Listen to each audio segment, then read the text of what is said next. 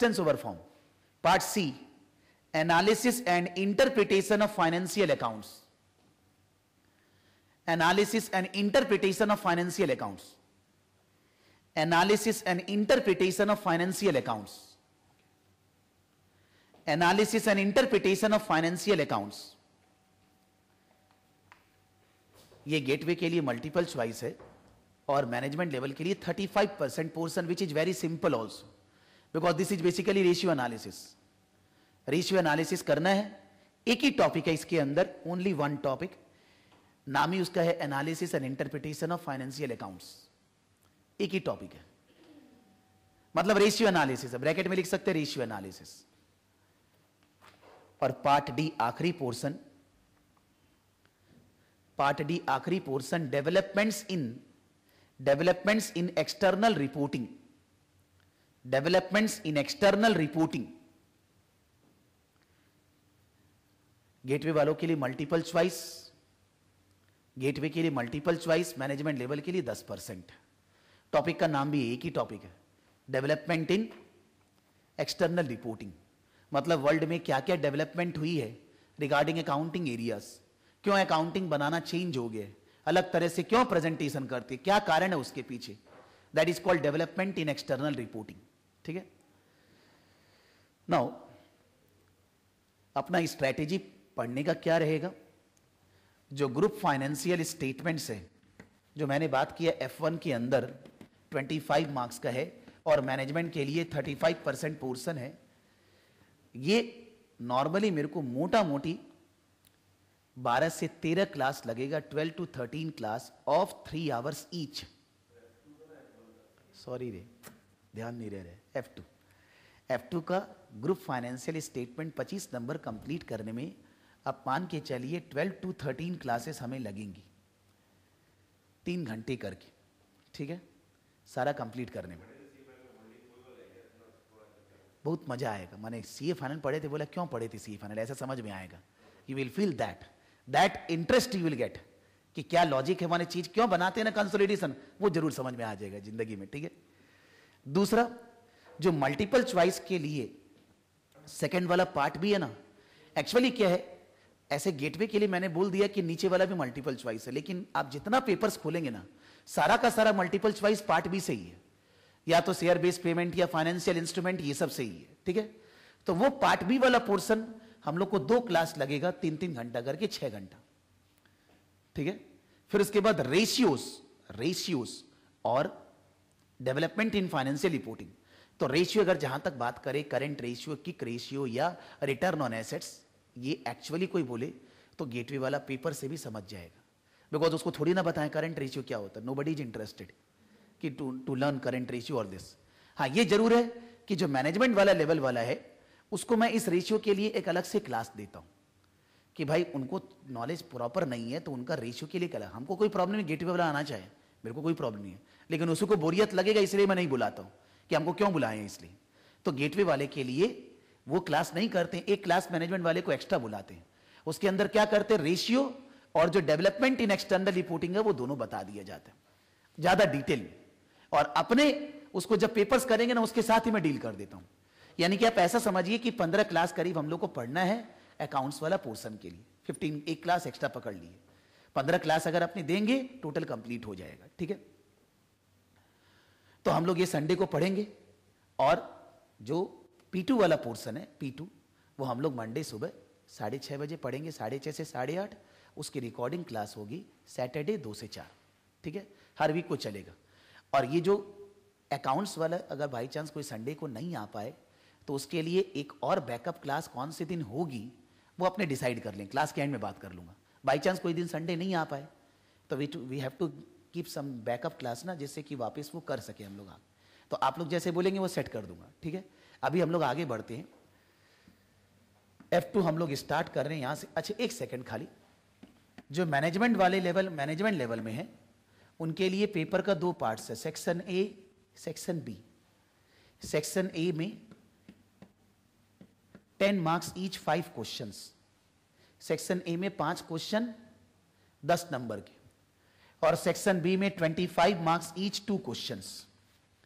P2, F2, E2 सब में यही है.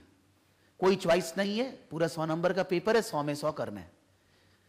सेक्शन ए के अंदर 10 नंबर करके 5 क्वेश्चन, और सेक्शन बी में 25 मार्क्स करके 2 question, that is 100 marks paper, P2, F2, E2 separately, ठीक है। गेटवे के लिए फिर से सुन लीजिए भाई, सेक्शन ए और बी, ए के अंदर 25 मार्क्स करके 3 क्वेश्चन, और सेक्शन बी में 25 नंबर का 1 क्वेश्चन। पहला क्वेश्चन P2, दूसरा क्वेश्चन E2, तीसरा क्वेश्चन F2, 25 मार्क्स ईच, और इधर MCQ, मल्टीपल चॉइस क्वेश्चंस, ठीक है। सारा सिलेबस जो उनको पढ़ना है मैनेजमेंट, आपको भी पढ़ना है, बस सुविधा यह है कि MCQ के अंदर नहीं भी जानते हैं तो फ्लुक्स से लगाया भी जा सकता है। बात यह है कि आदमी, वो मूवी देखे होंगे स्टूडेंट, जय माता दी, टॉप आ गया था, वो आया था ना, नहीं देखिए student of the year movie नहीं देखा, आज देखना। वो उसके अंदर एक लड़का पढ़ता नहीं है, सारा मल्टीपल चॉइस होता है, वो एक एक क्वेश्चन को टिक लगा रहा है जय माता दी बोलकर, और फिर वो सबसे हाईएस्ट आ जाता है, टॉप। तो उससे वो बात आता है कि जो MCQ है, हम ऐसा नहीं बोल रहे कि प्रमोट नहीं कर रहे इस बात को, एक बात कर रहे हैं कि आदमी नहीं पढ़ रहे और वो लोग एक्सप्लेनेशन नहीं बोल रहे हैं, तो MCQ वाला पोर्शन क्या है कि आदमी मैनेज कर सकते हैं, बट फिर भी क्या है कि चांसेस फेल होने का बहुत बढ़ जाता है। यहां आपने तीनों ठीक से किया नहीं, वहां MCQ जय माता दी कर रहे हैं, हो भी जाएगा जय माता दी, इसलिए नहीं करना चाहिए। मेरा बोलने का मतलब है आप अच्छे से पढ़ के जाइए, और डिग्री तो ऑलरेडी CA CW करके रखे हैं, फिर क्यों पढ़ रहे हैं। ये सोचिए कि नॉलेज के लिए पढ़ रहे हैं, डिग्री के लिए नहीं पढ़ रहे हैं। ये कोर्स अब एक बार नॉलेज के लिए, नॉट फॉर डिग्री। प्लीज मेरा एडवाइस मानिए, पास अपने आप हो जाएंगे, नहीं चाहिएगा पास करने के लिए कोई टेंशन। तो F2 बोलिए।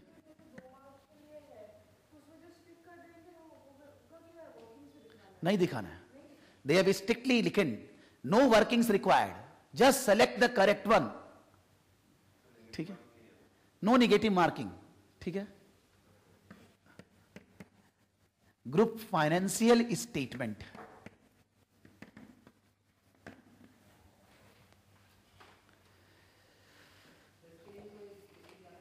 है नहीं नहीं सर, CA फाइनल में हम ये पढ़ाते ही नहीं है, तो हम कैसे बोले।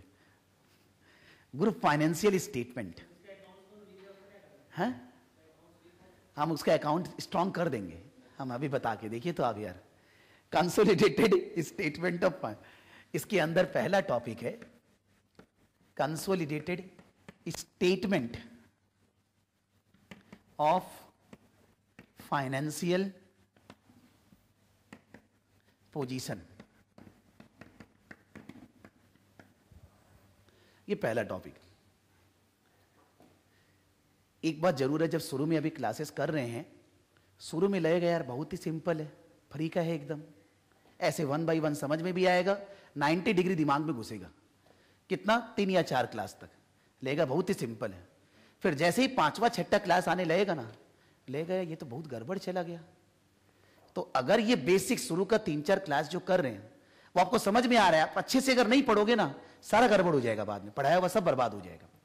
इसलिए डोंट थिंक सिंपल, अगर सिंपल शुरू में लग रहा अच्छा ही है, गड़बड़ क्या है, लेकिन आगे वही चीज जो बेसिक चीज है ना, उसी का एडजस्टमेंट बाद में नहीं हो पाता है। इसलिए एकदम फोकस देके समझिएगा कंसोलिडेशन क्यों होता है। नाउ एक सिंपल एग्जांपल पहले टॉपिक को समझने के लिए। हमारा अपना Saraf Gurukul private limited company, हमारी एक और कंपनी है Saraf Educom private limited, Sanjay की भी एक कंपनी है, संजय सराफ एजुकेशनल इंस्टीट्यूट एक और कंपनी है, बर्दवान कंस्ट्रक्शंस प्राइवेट लिमिटेड एक और कंपनी है, स्पंदन कमर्शियल प्राइवेट लिमिटेड, 5 कॉर्पोरेशन है, ठीक है। और अलग से हम लोग का अपना पर्सनल फाइल्स भी है सारा। लेकिन ये सारी जितने कॉर्पोरेट्स हैं और या जो पर्सनल फैमिली मेंबर्स लोग हैं, HUF है, ये सब का ओनर कौन है? Who is the owner? यानी कि हम लोग फैमिली मेंबर्स लोग ओनर है। अपने पब्लिक को कुछ भी प्रेजेंट करें, किसी भी तरह से प्रेजेंट करें, लेकिन अपने ओनर तो इन्हीं सबको बोलेंगे। कोई भी बड़ा बड़ा ग्रुप है तो उनका बहुत सारा कॉर्पोरेट्स होता है, उनको अपने ग्रुप कंपनीज नाम दे सकते हैं, उनको अपने सब्सिडियरी नाम दे सकते हैं, उनको अपने डिविजन्स ब्रांचेस नाम दे सकते हैं। डिवीजन और ब्रांच में क्या है कि अगर ब्रांच है तो वो माने हेड ऑफ जो मेन ऑर्गेनाइजेशन वो तो एक ही है, से ITC कंपनी। ITC कंपनी में अगर 4-5 तरह का बिजनेस कर रहे हैं, एक ही कंपनी ITC लिमिटेड, उसी में अपने एफएमसीजी सेक्टर को डील कर रहे हैं, उसी में अपने पेपर, उसी में अपने टोबैको, सबको उसी में डील कर रहे हैं। आईटीसी कंपनी भी तो ये सोच सकते हैं एफएमसीजी का एक नया कंपनी बना देते हैं। This business model is followed by Birla, Tatas and Ambanis. Tata की भी बहुत सारे कंपनी है, Tata steel, Tata power, Tata motor, Tata TCS. वो लोग एक क्यों नहीं बनाते? बिजनेस मॉडल है उनका। लेकिन जब अपने कोई भी टाटा की कंपनी का नाम लेते हैं, अपने तो यही सोचते हैं ना उसका ओनर कौन है, रतन टाटा या सापुर जी, यही तो सोचते हैं ना अपने। हमारा ये बोलने का मतलब है कि इंडिया में कंसोलिडेटेड फाइनेंशियल स्टेटमेंट को इंपॉर्टेंस इतना दिया नहीं जाता है जो कि होना चाहिए। जबकि outside India at world level standalone financial statement are not given importance, consolidated financial statement are given all importance. Standalone से कोई मतलब ही नहीं रखते। कंसोलिडेटेड फाइनेंशियल स्टेटमेंट के बेसिस पे ही डिसीजन लिया जाता है, उसके बेसिस पे ही नया बिजनेस के बारे में सोचा जाता है, उसके बेसिस पे ही फाइनेंसर्स फाइनेंस प्रोवाइड करते हैं, उसके बेसिस पे ही सारा डिसीजंस लिया जाता है। So at world corporate level consolidated financial statement is treated as actually the financial statement.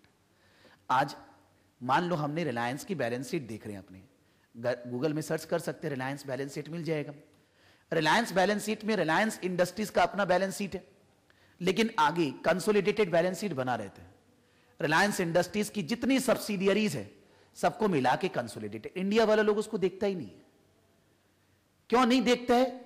गलत बात है, जो कि देखना चाहिए। और या इंडिया में कंसोलिडेटेड फाइनेंशियल स्टेटमेंट तैयार करने के टाइम पे उतना इंपॉर्टेंस भी नहीं दिया जाता है। तो जैसे मैं बात कर रहा हूं कि मेरा अपना इतना सारा बिजनेस है, वो सबका ओनर मैं हूं, कंसोलिडेट होना चाहिए, तब तो आदमी को पता चलेगा ना कि प्रकाश सराफ के पास एसेट्स क्या है, उनकी लाइबिलिटीज क्या है, अर्निंग्स क्या होती है। Just by looking at Saraf Gurukul you can not say this is my earnings, this is my assets, because all the organisations on which I have control, if anybody wants to know my financial position, my earnings, my assets, my liabilities, my debts, they have to consider entire thing ना, कि stand alone कोई एक चीज का देखेंगे। आप एक मन में सोचिएगा कि घर में आपके भी बिजनेस होगा, मान लीजिए मदर फादर और भाई बहन है, सबकी फाइल्स है, तो सारे एसेट्स को तो आपका एसेट्स बोलेंगे कि एक जन का एसेट्स को आपका एसेट्स बोलेंगे, सब जन की मिला के अर्निंग्स को अर्निंग्स बोलेंगे। तो एनालिसिस तो उसी से होना चाहिए ना। एनालिसिस केवल एक कंपनी एक पर्सन से कैसे होगा? इसलिए इसको कोर्स में डाला गया क्योंकि इसका ग्लोबल इंपॉर्टेंस बहुत ज्यादा है। स्टैंड अलोन मतलब केवल एक जन का, और कंसोलिडेटेड मतलब उसके अंदर जितने भी फॉल करते हैं सबका। अब अपने को पास्ट नॉलेज क्या है कि अगर ए कंपनी के पास बी कंपनी का 50% या उससे ज्यादा शेयर है तो अपने बी को सब्सिडियरी बोलते हैं और ए को होल्डिंग बोलते हैं। अपने पास ये पास्ट नॉलेज है। पहले तो यहां सब्सिडी होल्डिंग नाम ही नहीं बोलते, यहां बोलते हैं पेरेंट्स एंड चिल्ड्रंस। ए हो गया पेरेंट, बी है उसका चिल्ड्रन, चिल्ड्रन नहीं बोलते हैं, सब्सिडियरी नाम यूज करते हैं, पेरेंट्स एंड सब्सिडियरीज। पेरेंट बच्चों को कंट्रोल करते हैं, तो अगर ए कंपनी के पास बी का 50% या उससे ज्यादा शेयर है तो अपने ए को बोलते हैं पेरेंट कंपनी और बी को बोलते हैं सब्सिडियरी कंपनी। अब पेरेंट और सब्सिडी होने के लिए 50% का कोई रूल यहां नहीं है। यहां वर्ड यूज किया गया है कंट्रोल, कि if one organisation control other organisation then the other organisation will be treated as a subsidiary, और जो कंट्रोल कर रहा है उसको बोलते हैं पेरेंट कंपनी। कंट्रोल में 50% का कोई उल्लेख नहीं, 50% से कोई मतलब नहीं।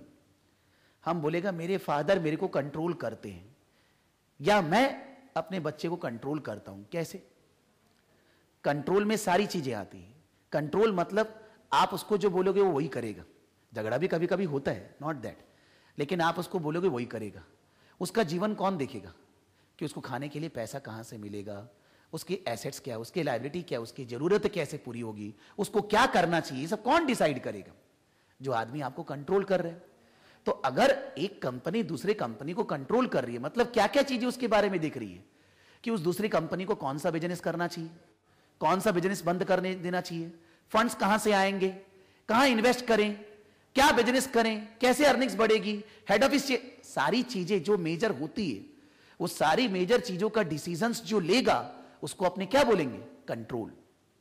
कंट्रोल मतलब 50% स्टेक से नहीं है, कंट्रोल मतलब how we can prove that कि we are controlling the other organisation. So maybe in other organization the stake is less than 50%, but we may have control over the other organization. एक example, A, B, A के पास B का 1% share है, 1%. इसका मतलब अगर अपने Indian parlance में बात करें तो A पेरेंट है ही नहीं, 1%. हम तो बोले कुछ नहीं है, जनरल है वो तो, लेकिन A में शेयर कैपिटल है 100 रुपये का, B में, और लोन से 100 करोड़ का. बी में 100 रुपए का शेयर कैपिटल, हम जानबूझ के ऐसे एक्सट्रीम बात कर रहे हैं, ऐसा नहीं होता है, और 100 करोड़ का वहां डेट है, और वो सारा 100 करोड़ का डेट ए ने बी को दिया है. तो कंट्रोल किसको बोलेंगे अपने, 1% को बोलें कि अपने 100 करोड़ को बोलें? तो क्या percentage of shareholding control के लिए डिसाइड होना चाहिए? How can we say this? Percentage of shareholding is not the criteria to control. Control comes from other aspects also. एक कंपनी को कंट्रोल, एक कंपनी का बिजनेस कौन manage करते हैं? डायरेक्टर्स. तो अगर एक कंपनी बी के सारे डायरेक्टर्स को कंट्रोल करती, उसमें कौन डायरेक्टर बनेगा नहीं बनेगा ये ए के हाथ में. इसका मतलब अल्टीमेटली बी को कंट्रोल कौन कर रहा है? ए. जब आप किसी को कंट्रोल करते हैं तो कंट्रोल क्यों करना चाहते हैं? यानी कि आपको उससे फायदा होगा, तो उससे नुकसान भी तो हो सकता है, रिस्क है. जब मान लो, समझ लो मेरे पास 2 लाख रुपए हैं, ये 2 लाख रुपए को मेरे को कहां लगाना है? शेयर मार्केट में, एफडी करना है, गोल्ड लगाना है कि सिल्वर खरीदना है, ये मेरे को सोचना है. ये 2 लाख से फायदा ही होगा, गारंटी है क्या? लॉस भी हो सकता है. यानी कि रिस्क ऑफ गेन और लॉस मेरे को सहना है. जो आदमी कंट्रोल करता है उसको कंट्रोल करने से फायदा भी हो सकता है, नुकसान भी हो सकता है. वेरिएबल रिटर्न होता है. कंट्रोल करने से आपको वेरिएबल रिटर्न की चांसेस होती है, रिस्क आप लेते हो, उसको हम लोग कंट्रोल बोलते हैं. हर आदमी डिसीजन तो सही ही लेना चाहते हैं ना, गलत तो नहीं लेना चाहते, लेकिन हर समय अपने साथ सही होता थोड़ी ना, कभी कभी गलत डिसीजन भी हो सकता है. तो अपने सब्सिडी को कंट्रोल कर रहे हैं, उसमें जो भी मेजर डिसीजंस लेने हैं वो अपने ले रहे हैं, और वो डिसीजन से सब्सिडी को फायदा या नुकसान होगा, उसमें रिस्क है, वो अपना है, वो अपना है, उसको अपने कंट्रोल बोल रहे हैं. यानी कि पेरेंट और सब्सिडी का डिफिनेशन ही अलग है. That is termed as control. Control होने से पेरेंट और सब्सिडी बनेगी. अब मैंने ये बोलने के लिए बोल दिया, जनरली इंडिया नहीं, पूरा वर्ल्ड में एक कंपनी को कंट्रोल करते हैं शेयर होल्डर. क्यों? बिकॉज शेयर होल्डर्स ही तो डायरेक्टर को अपॉइंट करते हैं ना. तो शेयर होल्डर अगर जो डायरेक्टर को अपॉइंट करना चाहता है, वो डायरेक्टर अगर कंपनी को चलाएगा, तो कंट्रोल तो उस डायरेक्टर को कौन कर रहे हैं? Shareholder. Ownership stake shareholder के पास ही होता है हर कंपनी में. तो नॉर्मली ऐसा देखा गया है, नॉर्मली 100 में 99% केसेस में शेयर होल्डिंग से ही कंट्रोल आता है, डेट से कंट्रोल नहीं आता है, शेयर होल्डिंग से ही कंट्रोल आता है. तो जब अपने सम्स वगैरह सॉल्व करेंगे तो अपने 50% वाले बुद्धि को ही आगे लेके चलेंगे कि अगर 2 कंपनी के बारे में डिटेल्स दी हुई है और एक कंपनी के पास दूसरा का 50% या उससे ज्यादा शेयर्स में होल्डिंग है, तो अपने उसको सब्सिडी मानेंगे, पेरेंट मानेंगे. हां, अगर सम में दिया कि 20% ही होल्डिंग है और फिर भी ए कंट्रोल्स बी, तो सम बोल रहे हैं तो अपने उसको कंट्रोल मानेंगे. लेकिन कंट्रोल का डिफिनेशन में आईएफआरएस में 50% का कोई कहानी नहीं है. कंट्रोल को डिफाइन किया गया, कैसे कंट्रोल होता है. डायरेक्टर्स को कंट्रोल करते हैं, उसका मेजर डिसीजंस लेते हैं, उसको कंट्रोल बोलते हैं. उससे अपने उसका वेरिएबल रिटर्न्स पाएंगे, फायदा नुकसान रिस्क लेंगे, उसको अपने टर्म यूज कर रहे हैं control. In solving problems, all the problems which came in the exam, which are going to come, they will have same type of relationship as we did earlier, कि 50% से ज्यादा होने से कंट्रोल मान लेते हैं. तो सम्स करने के लिए वो लागू है, लेकिन लॉजिकली खाली 50% नहीं सोचना है, और भी बातें हैं जिनको ध्यान रखना है.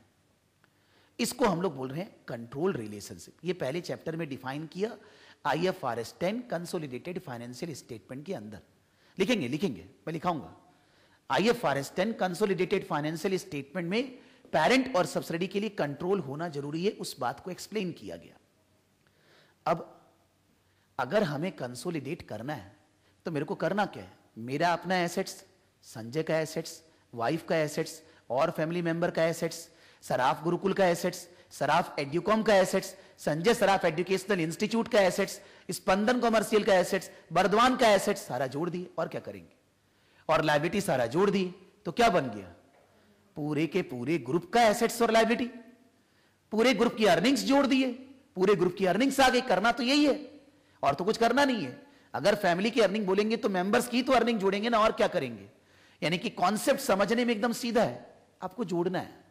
सबका एसेट्स एक ग्रुप का एसेट्स है, सबकी लायबिलिटी एक ग्रुप की लायबिलिटी है, लेकिन उसके अंदर बहुत सारी टाइप की एडजस्टमेंट्स अराइज होगी। क्यों अराइज होगी, कैसे डील करेंगे, उसी के बारे में चैप्टर है। एक एक करके एक एक एडजस्टमेंट को डील करना पड़ेगा। वो एडजस्टमेंट्स को इनकाउंटर करेंगे, फिर बाद में पीएल अकाउंट, बैलेंस शीट, ये सब बनाएंगे। ठीक है, ये चैप्टर का इंट्रोडक्शन है। कंट्रोल से चैप्टर चालू हो रहे और फिर अलग अलग एडजस्टमेंट्स को कवर किया गया, और वो सारी एडजस्टमेंट डील की हुई है IFRS 10 और IFRS 3। IFRS 10 consolidated financial statement और IFRS 3 business combination to calculate goodwill and all that. ठीक है, एडजस्टमेंट में बाद में आऊंगा, एक बार पहले वे कंट्रोल के बारे में एक पॉइंट लिख लेते। Point number 1, point number 1,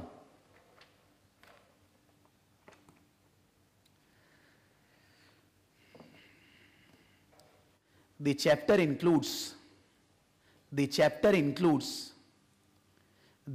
includes mainly two IFRS.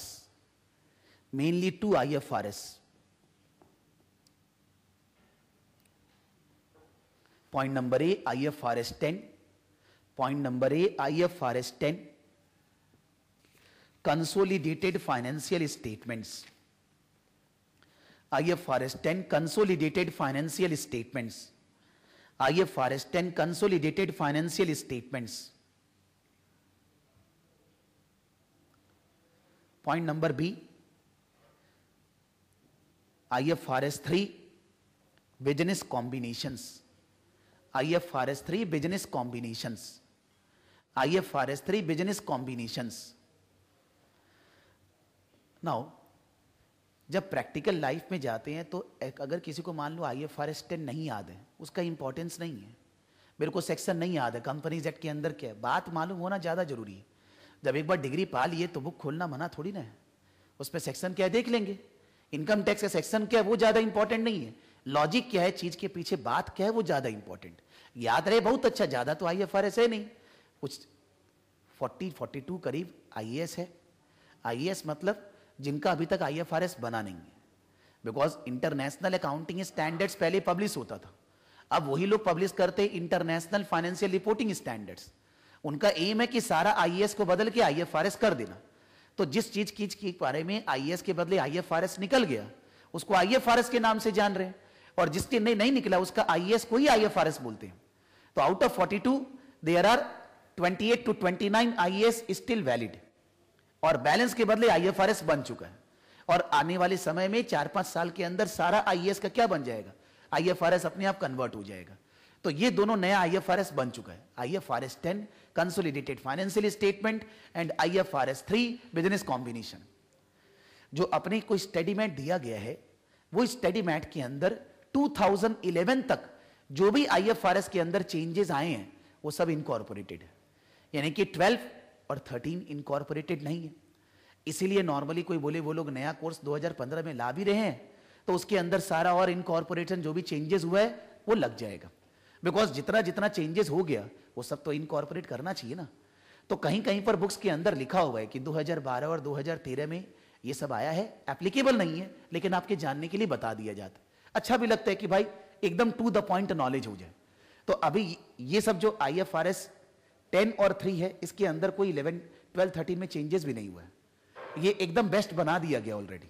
यानी कि इनमें चेंजेस होना बहुत कम चांस है कि फ्यूचर में कोई चेंज होगा, because they are prepared in more stringent manner.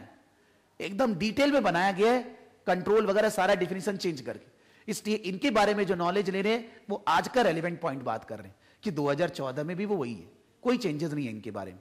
नया IFRS बन रहा है, that is other thing, but IFRS 10 and 3 are as it is. जैसे 11 में बनाया गया वैसे ही आज 14 में भी एप्लीकेबल है। ठीक है, point number 2, point number 2, consolidated financial statement. Consolidated financial statement is required to be prepared. Consolidated financial statement is required to be prepared. Consolidated financial statement is required to be prepared if one organization control another organization, if one organization control another organization,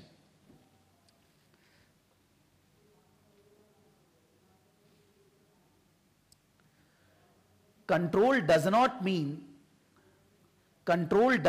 only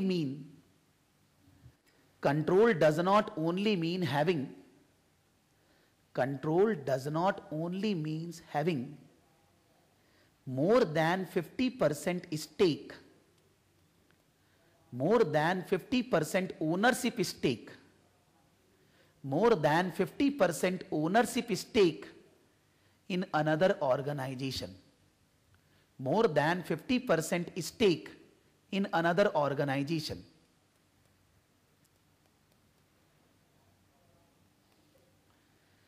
This control or power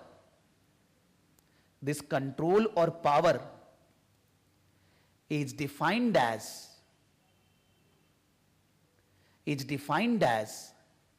existing rights that gives the current ability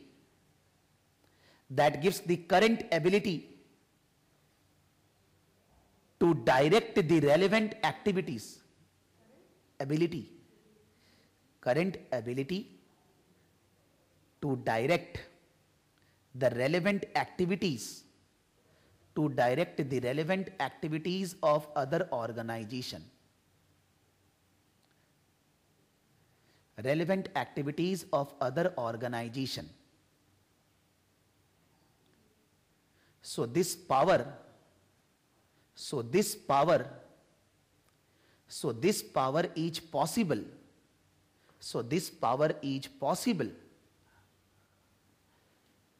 By having control over board of directors,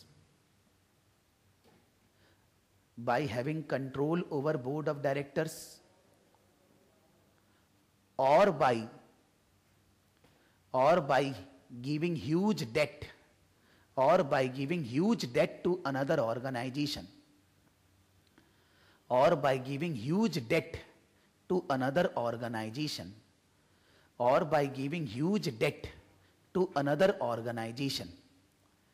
मतलब share holding से तो control मिलता ही है, और ऐसा भी है कि शेयर होल्डिंग है फिर भी कंट्रोल नहीं है।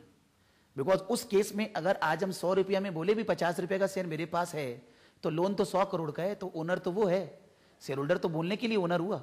यानी कि ऐसा नहीं बोल रहे कि एक चीज होने से ही कंट्रोल हो जाएगा, आपको प्रॉपरली प्रूव करना पड़ेगा कि कंट्रोल है, पावर है, हम उसकी पॉलिसीज को गवर्न कर सकते हैं, कंट्रोल कर सकते हैं, तब कंसोलिडेशन होगा। जनरली 100 में 99% शेयर होल्डिंग से होता है, ये बात जरूर है। लेकिन दूसरे और भी केसेस हैं जहां परसेंटेज होल्डिंग 50 से कम है फिर भी कंट्रोल हुआ है, और जहां 50% से ज्यादा है फिर भी कंट्रोल नहीं माना गया, ऐसा केसेस है। नीचे point number 3, so according to IFRS 10, an organization controls another organization if an organization controls another organization if and only if all the following 3 conditions are fulfilled. all the following three conditions are fulfilled. All the following three conditions are fulfilled. तीन conditions जो पूरे होने होंगे. Roman 1 या condition 1, power to control the other organization, power to control the another organization, power to control the another organization. Roman 2, exposure or rights to variable income from another organization. मतलब आपको control करने से वहां से income होगी या loss होगा, ये राइट हक है या आपको ये एक्सपोजर है. आपके पास हक है कि दूसरा ऑर्गेनाइजेशन में डिसीजंस लेने से आपको फायदा या नुकसान होगा, रिस्क है, लेकिन आपका हक है कंट्रोल करना. Roman 3, the ability to use its power in the other organization, the ability to use its power in the other organization, the ability to use its power in the other organization. मतलब हक है, लेकिन capacity ability भी तो होना चाहिए कि हम लोग उसको, मान लो हम कोई ऑर्गेनाइजेशन को कंट्रोल कर रहे हैं, लेकिन हम अपना पावर का भी एक्सरसाइज नहीं करते क्योंकि हमको करना नहीं आता कंट्रोल, तो इन दैट केस कंसोलिडेशन नहीं होएगा. आपका हक है, आप उसको एक्सरसाइज करते हो, आप उसमें डिसीजंस लेते हो, एक्टिवली इन्वॉल्व्ड हो, तब हम लोग बोलेंगे कि वो सब्सिडी है. अदरवाइज सब्सिडी नहीं मानेंगे. कंट्रोल होना चाहिए, वेरिएबल इनकम फायदा नुकसान हो सकता है, और हमारे पास कैपेसिटी है, हम ऑलवेज उसका डिसीजंस को अफेक्ट करते हैं, तब हम लोग उसको कंट्रोल बोलेंगे, और देन कंसोलिडेटेड फाइनेंशियल स्टेटमेंट तैयार होगी. सम्स करने के लिए 50% वाला लॉजिक लगेगा, क्योंकि सम्स में सारा वही आएगा. और क्यों सम्स में वैसा आता है? बिकॉज प्रैक्टिकली देखा गया कि ज्यादातर वैसे ही कंट्रोल बनता है, इसलिए सम्स में वो चीज को अप्लाई किया जाता है. नीचे इसी पॉइंट के अंदर नीचे माने अलग से लिखेंगे नेक्स्ट पैरा से, इन solving problems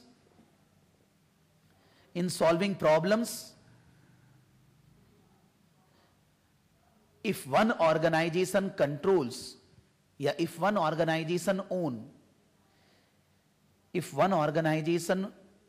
own more than 50%, if one organization own more than 50% voting rights, more than 50% voting rights in another organization, then control exists,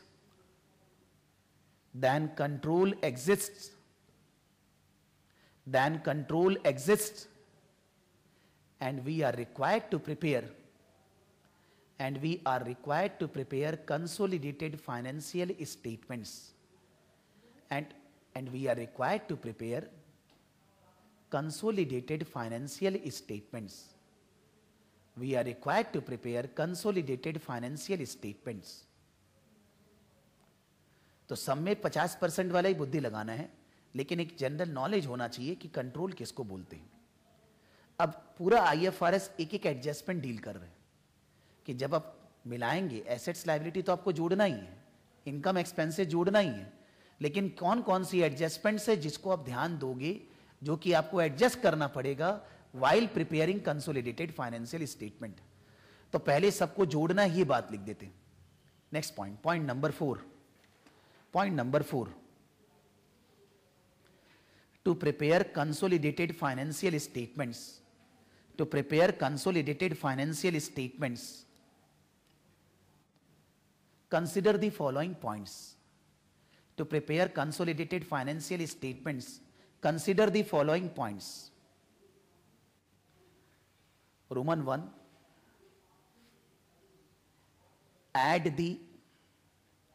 combine the assets and the liabilities. Combine the assets and liabilities of parent and subsidiary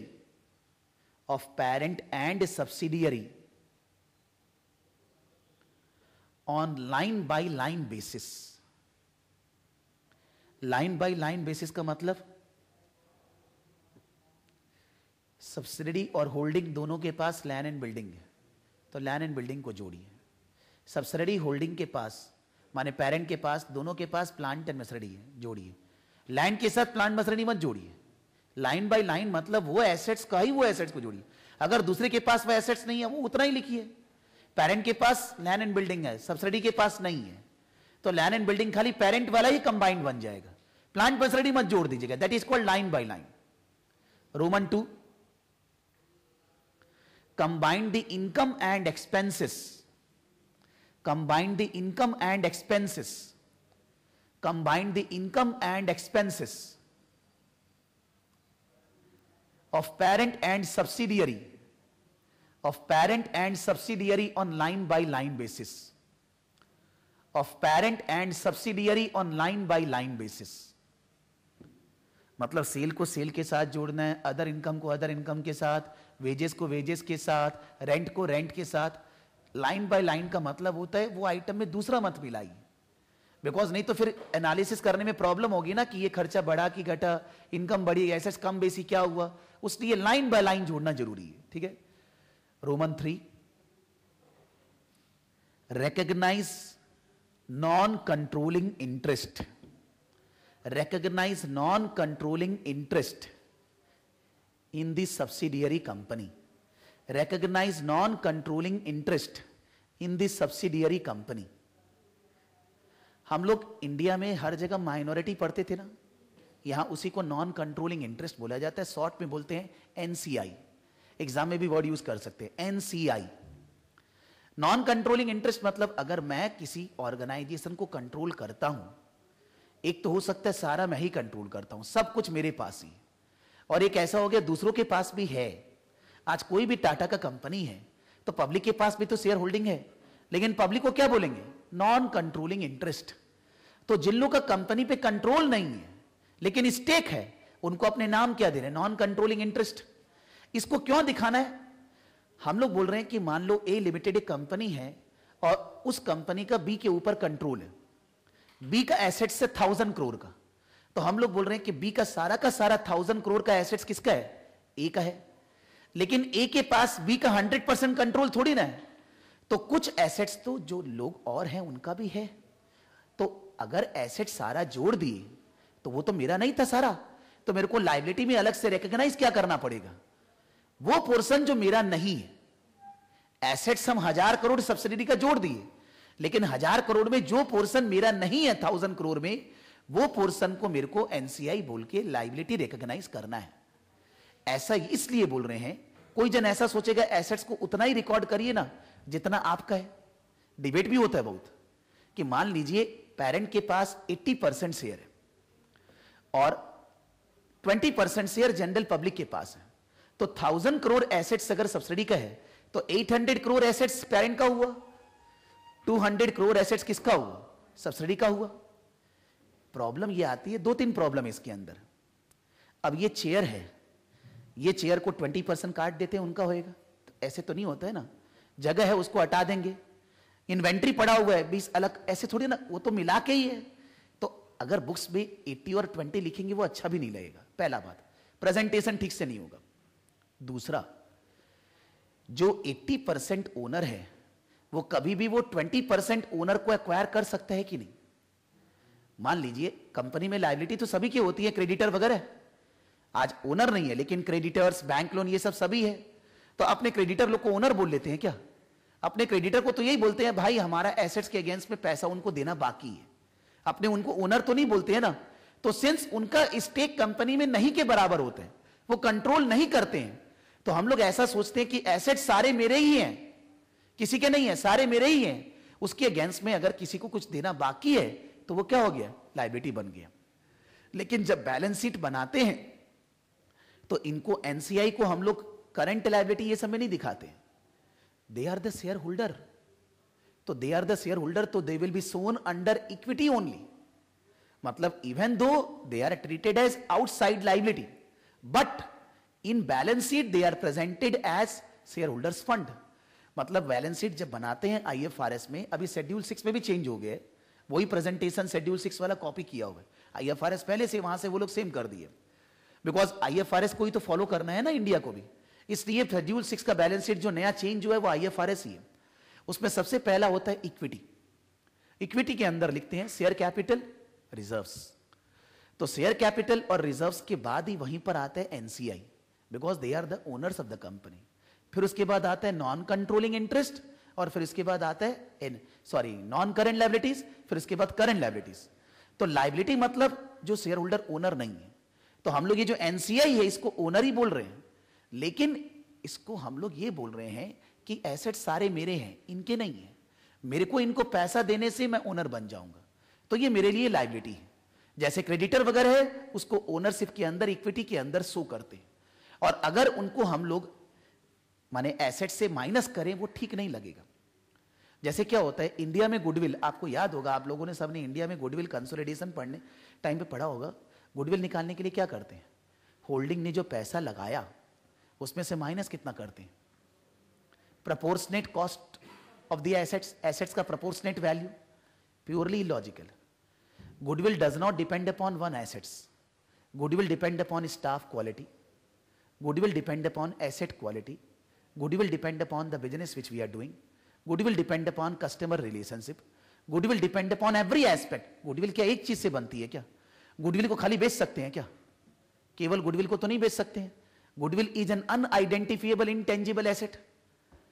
patent trademark identify कर सकते हैं, intangible identifiable. Goodwill is an unidentifiable intangible asset. क्या चीज है goodwill, कुछ नहीं। Patent trademark का बोल देंगे देखिए मेरा ट्रेडमार्क है, रजिस्टर्ड है, इंटेंजिबल एसेट है, लेकिन आइडेंटिफाई कर सकते, गुडविल को आइडेंटिफाई नहीं कर सकते हैं। तो जब गुडविल वगैरह कैलकुलेट करेंगे जो कि कंसोलिडेशन में होता है, हम एक शेयर होल्डर के लिए गुडविल कैसे निकालें, हम तो गुडविल कंपनी का निकालेंगे ना कि ये कंपनी की गुडविल है। तो सिंस आईएफआरएस ने ये देखा, माने वर्ल्ड ने ये देखा, ग्लोबल इकोनॉमी ने, कि गुडविल कोई एक शेयर होल्डर के लिए नहीं होती है, गुडविल एक एसेट से नहीं होती है, गुडविल एक ऑर्गेनाइजेशन की होती है।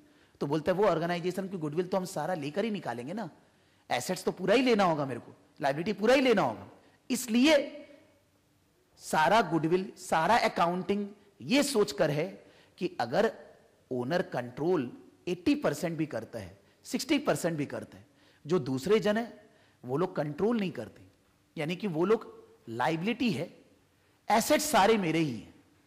तो सारा एसेट्स को हम लोग जोड़ते हैं, सारा लायबिलिटी को जोड़ते हैं, और जो हमारा कंट्रोल में नहीं है उनको हम लोग अलग से लायबिलिटी बोल के दिखाते हैं, नॉन कंट्रोलिंग इंटरेस्ट। लेकिन है वो शेयर होल्डर ही, तो हम लोग उनको दिखाते हैं अंडर इक्विटी। उसको नॉन करेंट लायबिलिटी या करंट लायबिलिटी के अंदर नहीं दिखा सकते, उसको इक्विटी के अंदर ओनर ही माना जाता है, नाम देते हैं नॉन कंट्रोलिंग इंटरेस्ट।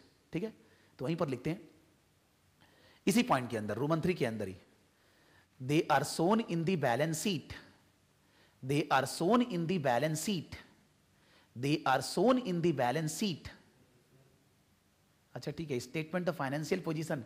एक्चुअली क्या होता है कि पहले कभी मेरे को स्टेटमेंट ऑफ फाइनेंशियल पोजीशन को ही बैलेंस शीट बोलना है, because in IFRS there is no word called balance sheet. But क्या है, इंडिया में अपने हम जैसे ही बैलेंस शीट बोलते हैं ना, समझ में आ जाएगा, और जैसे ही हम बोलेगा स्टेटमेंट ऑफ फाइनेंशियल पोजीशन, सोचिए क्या बोल रहे हैं, प्रॉब्लम ये है। तो माने word I should be using, balance sheet और स्टेटमेंट ऑफ फाइनेंशियल पोजीशन, लेकिन सब जगह बुक में एसओएफ लिखा हुआ है शॉर्ट में। तो अभी से ठीक है, अभी से बात करते हैं, जब मैं बैलेंस शीट बोल रहा हूं मतलब मैं स्टेटमेंट ऑफ फाइनेंशियल पोजीशन बोल रहा हूं, और अपने वही लिखना सीखे ना जो अच्छा चीज है। तो स्टेटमेंट ऑफ फाइनेंशियल पोजीशन अब से बात करेंगे, ध्यान दीजिएगा। स्टेटमेंट ऑफ फाइनेंशियल पोजीशन मतलब बैलेंस शीट की बात हो रही है।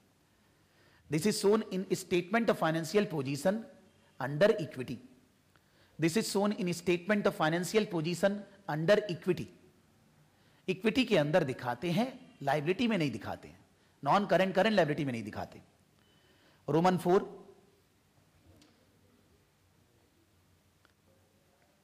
रोमन 4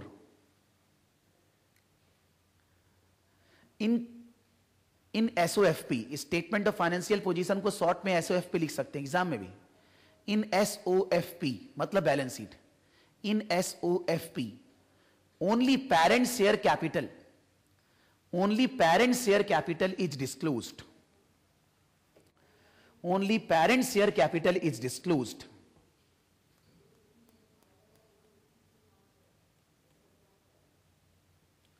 मतलब हम लोग जो शेयर्स उसका खरीदे उसके बदले हमें क्या मिला उससे। अगर ए लिमिटेड के पास बी का 80% शेयर्स है तो ए के पास अपने स्टैंड अलोन बैलेंस शीट में इन्वेस्टमेंट इन बी है। ए के पास बी का 80% शेयर्स है तो ए अपने खुद की स्टैंड अलोन बैलेंस शीट में लिख के रखा इन्वेस्टमेंट इन बी। लेकिन एक्चुअली वो इन्वेस्टमेंट करने से हमको क्या मिल रहा है? हमको मिल रहा है सब्सिडी का सारा एसेट्स। बिकॉज वो जो पैसा मैंने सब्सिडी में लगाया, सब्सिडी ने क्या किया उनका, उससे उनका एसेट्स खरीदा। तो जो एसेट्स है वो तो सारे मेरे ही हैं। तो मैं बैलेंस शीट में इन्वेस्टमेंट नहीं लिखना चाह रहा हूं, क्या लिखना चाह रहा हूं? एसेट्स। और जो इन्वेस्टमेंट उसको कैंसिल किससे कर रहा हूं? जो सब्सिडी कंपनी का शेयर कैपिटल है उससे।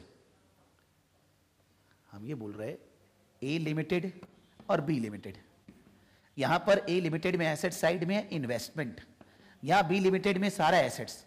कंसोलिडेशन में क्या कर रहे हैं? ये सारा एसेट्स यहां ले आए और इन्वेस्टमेंट को शेयर कैपिटल के अगेंस्ट में कैंसिल करना है। यानी कि जो कंसोलिडेटेड बैलेंस शीट बनेगी उसमें शेयर कैपिटल कौन सा आएगा? जो केवल पेरेंट का शेयर कैपिटल है। जो शेयर कैपिटल सब्सिडी का है वो इन्वेस्टमेंट के अगेंस्ट में क्या होगा? कैंसिल आउट हो जाएगा। बिकॉज जब जोड़ेंगे तो लायबिलिटी को जोड़ना है, लेकिन इसका शेयर कैपिटल के साथ इसको नहीं जोड़ना है। ये हट गया, एसेट दोनों का जोड़ दिए, लेकिन ये एसेट नहीं जुड़ेगा। ये वाला शेयर कैपिटल से सेट ऑफ हो जाएगा। शॉर्ट में बात कर रहा हूं, डिटेल में आगे बात करेंगे शॉर्ट में, कि होल्डिंग का जो इन्वेस्टमेंट सब्सिडी में है पेरेंट का, वो सब्सिडी का शेयर कैपिटल रिजर्व से सेट ऑफ हो जाएगा। उससे सेट ऑफ करके नेट में बैलेंस शीट बनेगा।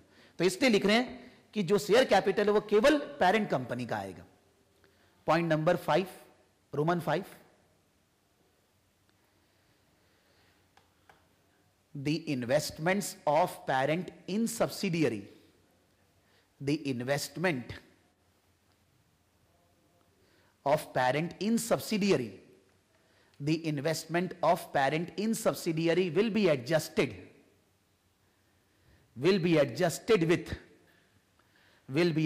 with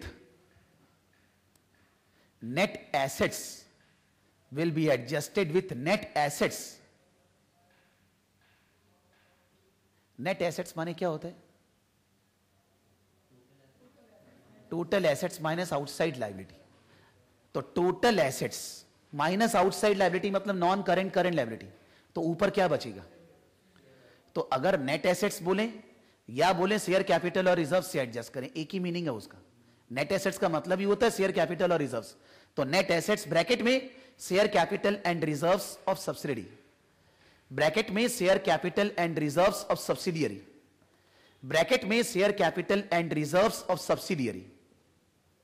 net assets of subsidy बोले या शेयर कैपिटल और रिजर्व्स ऑफ सब्सिडी बोले, उससे एडजस्ट हो जाएगा। और उसके बदले क्या अराइज होगा? गुडविल। उसी के बदले अराइज होगा goodwill. And against that goodwill will be recognized, and against that goodwill will be recognized in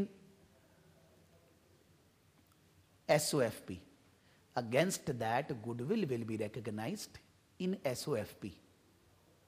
मतलब इस पॉइंट में क्या लिखा गया है कि जो सब्सिडी का शेयर कैपिटल रिजर्व से जो पेरेंट का इन्वेस्टमेंट है उन दोनों को सेट ऑफ करना है और उसके बदले गुडविल को consolidated statement of financial position के अंदर रिकॉग्नाइज करना है। अगर नेगेटिव होगा तो क्या होगा? बात करेंगे ना एक बार। नेगेटिव पहले पॉजिटिव की, हाँ ये यहां भी यही है। नहीं, तो इंडिया में जो निकालते थे उसके बाद इंडिया वाला भी थोड़ा सा चेंजेस कर चुका है कि गुडविल को इंपेयरमेंट टेस्टिंग करना है। तो यहां नहीं अभी है, अभी इंडिया में है ये इसके अंदर। लेकिन ये लोग का तो पहले से ही है कि आपको निकालना ठीक है उस समय, लेकिन आपको इंपेयरमेंट टेस्टिंग करके जो वैल्यू आज के दिन है वो रिकॉर्ड करनी है। वैल्यू वही रिकॉर्ड करनी है। वो इंडिया में भी हो चुका ऑलरेडी, बिकॉज इंडिया में भी तो कंसोलिडेशन का चेंज हो गया S3। तो उसके बाद उसको रिकॉर्ड करके चेंज कर दिया है वो लोग कि खाली पहले का नहीं लिखना है, आज कितना गुडविल की वैल्यू बनती है सो लिखना है। हम लोग अभी गुडविल का बात किया ही नहीं ना, हम तो खाली ऊपर ऊपर से बोला, धीरे धीरे करके मेरे को जाना पड़ेगा तब समझ में आएगा। अभी खाली इतना बात किए जो समझे आप कि इन्वेस्टमेंट से उसका शेयर कैपिटल रिजर्व्स को हटा देने का और नेट बैलेंस को गुडविल बोल के लिखना है। अगर गुडविल नहीं आएगा, उल्टा आएगा, वो पहले गुडविल निकालना सीखे तो सही, तब बात करेंगे। नहीं तो अभी समझाने में क्या होगा, हम खाली ये बोल पाएगा उसको हम लोग लॉस मानते हैं, बस इतना ही बोल पाएगा। लेकिन क्यों लॉस मानते हैं वो डिटेल में बात करेंगे धीरे धीरे करके, ठीक है। रोमन 6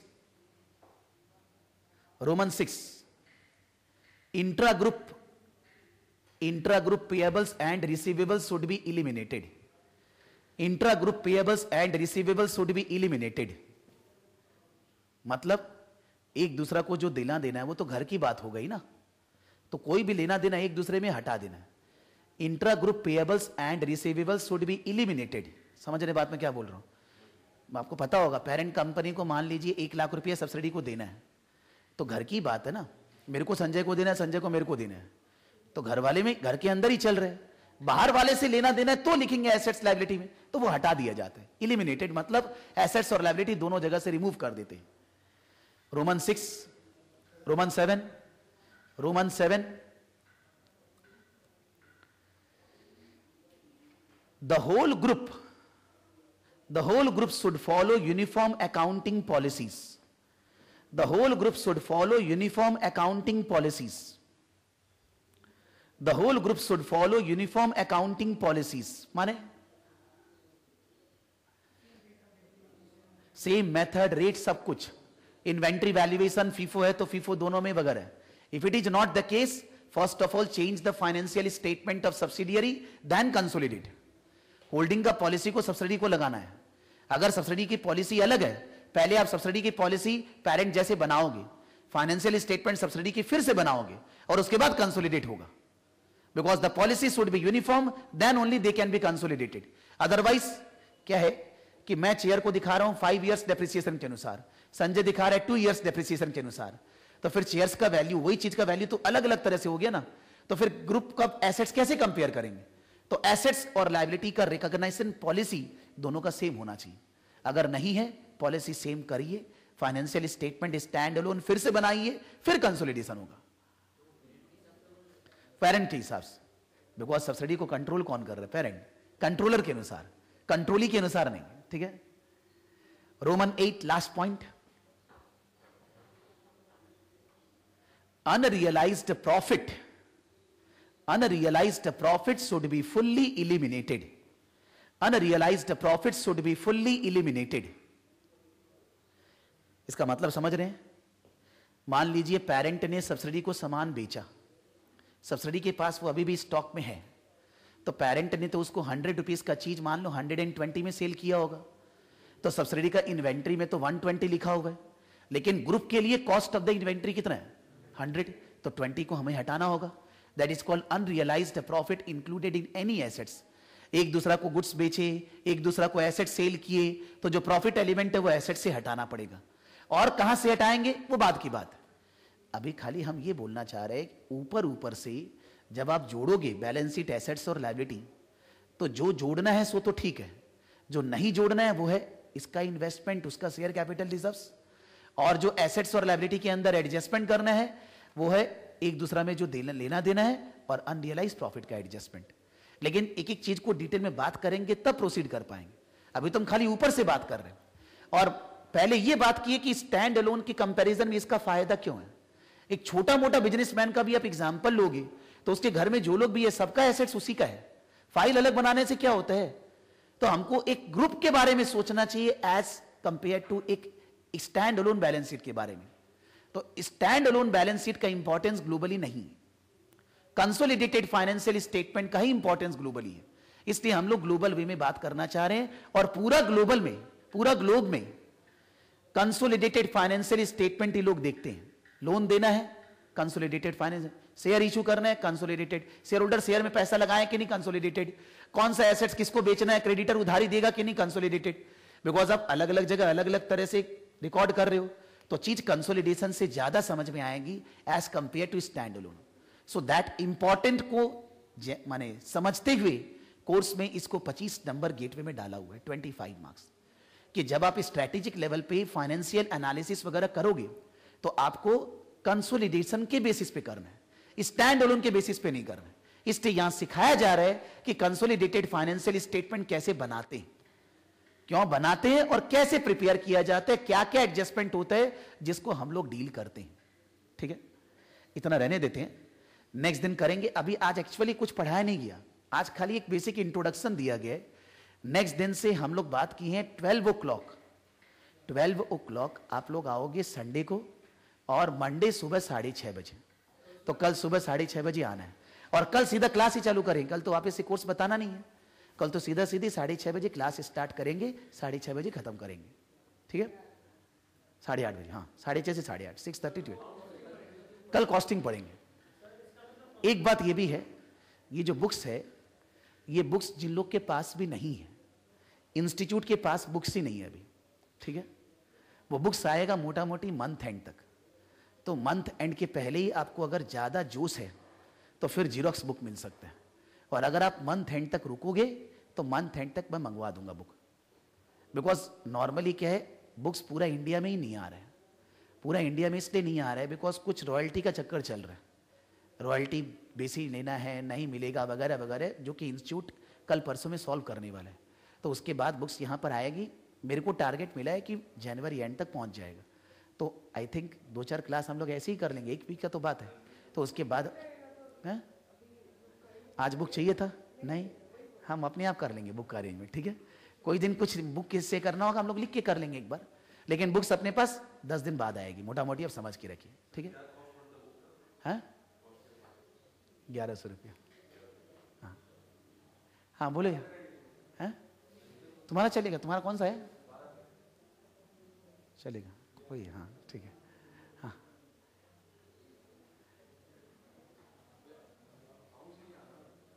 खाली संडे 12 से 4। ठीक है, हाँ हाँ बोलिए, क्या बोल रहे थे यार? तुम कुछ बोल रहा था कंसोलिडेशन से रिलेटेड।